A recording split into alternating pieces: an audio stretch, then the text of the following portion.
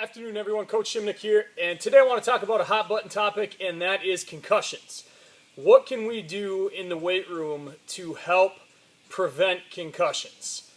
Now, I say that with, we can't make a guarantee that we can make them disappear 100% because shit happens. Concussions are always going to be there.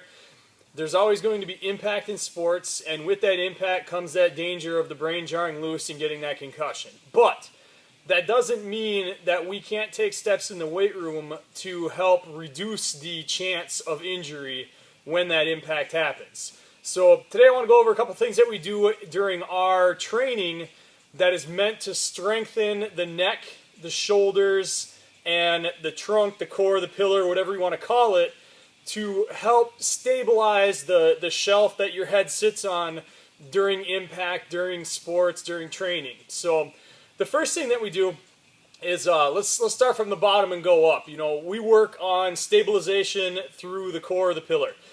This is done with, we can do it moving or we can do it resisting movement. When you're working on anti-concussion training or concussion proofing your athletes, we always want to work on anti-movement, anti-rotation, anti-flexion, anti-extension. So some of the things that we do is we'll do stuff like dead bugs with bands. We'll do stuff like the kneeling or standing resisted pal-off presses, which you'll see in these next two videos.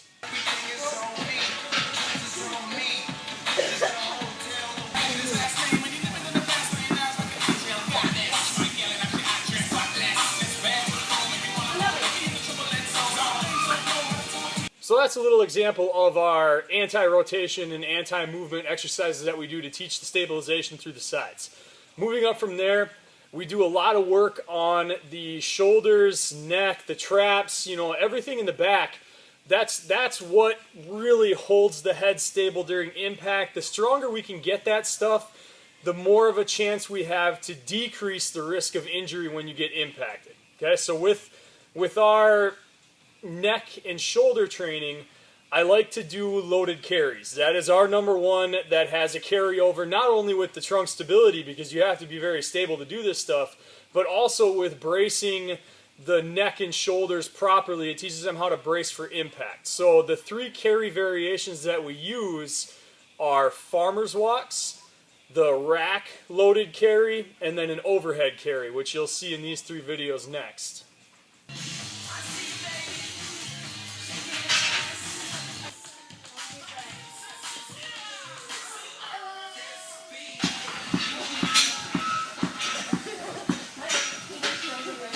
And the carries are just to add on what we normally do in our workouts with vertical and horizontal pressing, as well as our rowing, both vertical and horizontal rowing, to help build that whole structure up top so we can be solid against impact. The last thing that we do is we work on the neck itself, and this is, again, a movement, anti-movement type thing.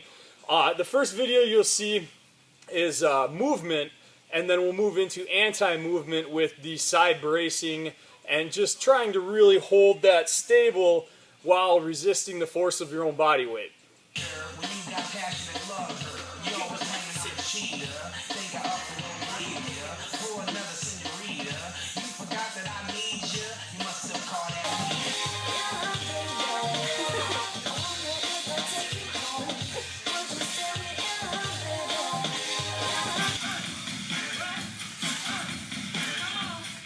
So shout out to Morgan, Ellie, Taylor, and Caitlin for helping me show that stuff off.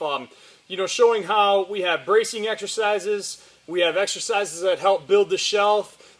Everything that we can do to get our athletes ready for the impact that's going to happen on the field. Whether it's contact from an opponent, contact from an outside source like the field or something that they run into. We always want to be ready for that contact so that we can help try to prevent that whiplash that happens that is really where the concussion chance comes from. So the more we can prevent that, the more we can keep our athletes on the field, the more we can keep them doing work in the gym and getting better every day with us.